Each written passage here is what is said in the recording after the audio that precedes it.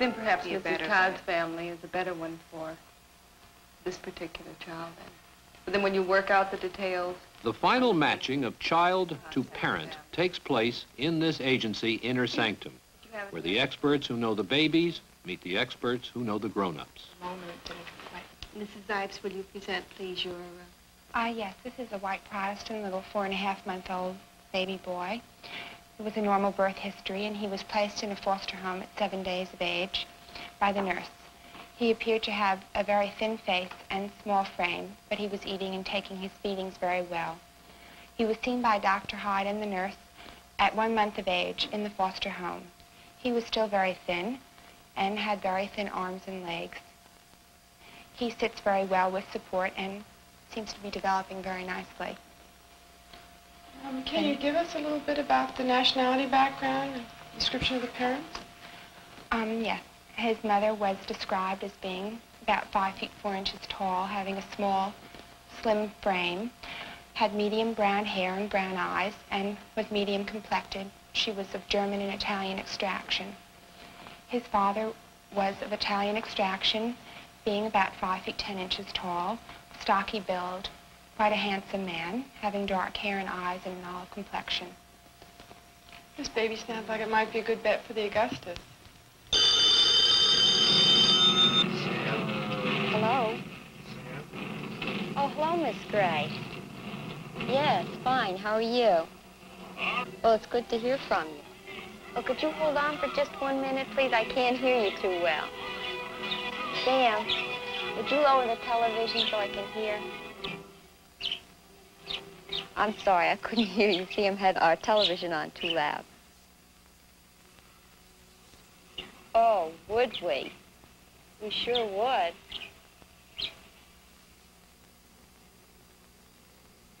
Tomorrow is fine. We'd come in today if you wanted us to. 10 is a very good time. Okay, fine. Bye now. Sam, that was Miss Gray. We're going to have a son.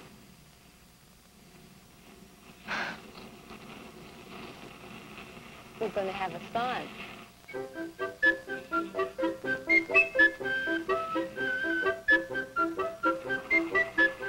For Sam and Joan Augusta, it is just about over.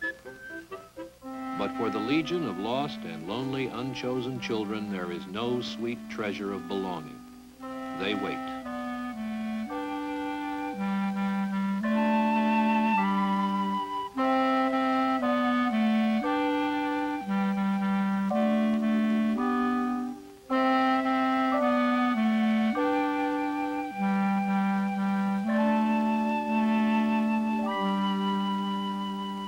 The best experts on adoption, of course, are adopted children. And here are 2 of them talking, along with an album, a family album of others.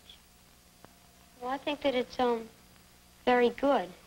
I mean, even if you can have a baby, I think it's good because sometimes it makes families very happy, and I just think it makes families happy, and I think it's a good thing. And if I get married and my wife can't have a baby, I'd surely adopt babies. It would be more fun than just having a wife.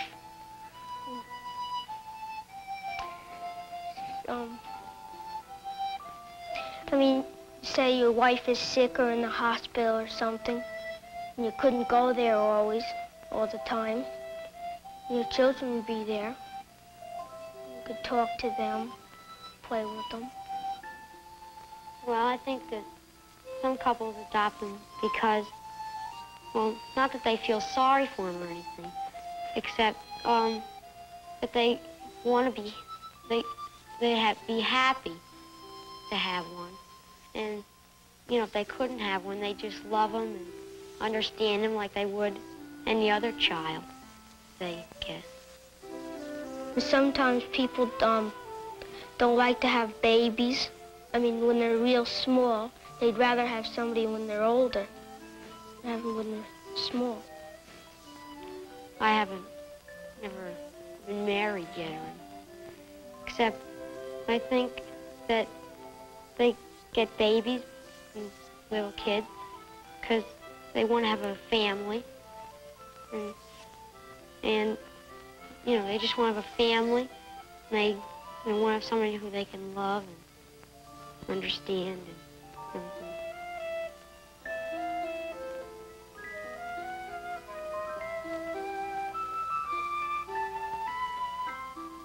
They help around the house.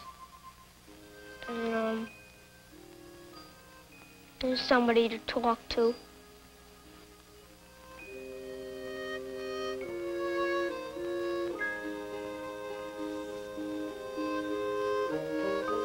I think that if, you know, you just had a man and a wife and no kids, it would be pretty dull around the house all day for the wife. Because if you went to work for the whole day, you know, she wouldn't have anything to do except go shopping and sit around and read. She wouldn't have any of the kids to tend to. Because I think that when you have kids, they have problems, like, you know, little problems around the house, except I think the mothers like that more than they like to just sit around, read all day, and have no fun. Like I said before, you had somebody to talk to, understand, and love. I'd adopt one, more than one.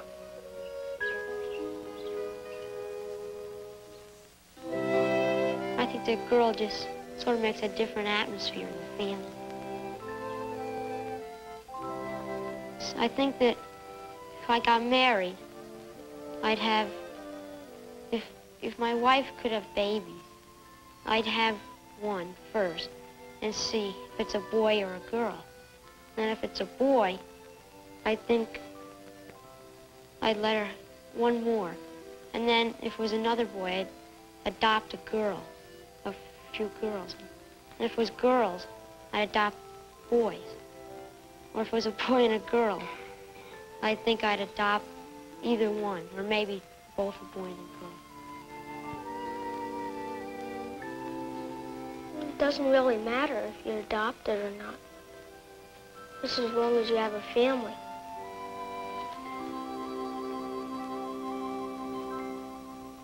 We have come now to the happy ending of Sam and Joan Augusta's quest for an heir. In this secret moment, before they see the baby, they are given the background of its birth. They are told of its mother and father and grandparents and religion and genetics. They are made custodians of this history to do with it what they will as parents of the child. Whatever misfortune may have brought this infant to them is lost in their anticipation of it. These two young people are about to meet their firstborn son. If he is followed in their home by a dozen natural and unadopted children, the child now in the next room in this county office building on this day will always be the #1 son. They have now one final formal option of rejection, but in this moment, it goes joyfully unexercised.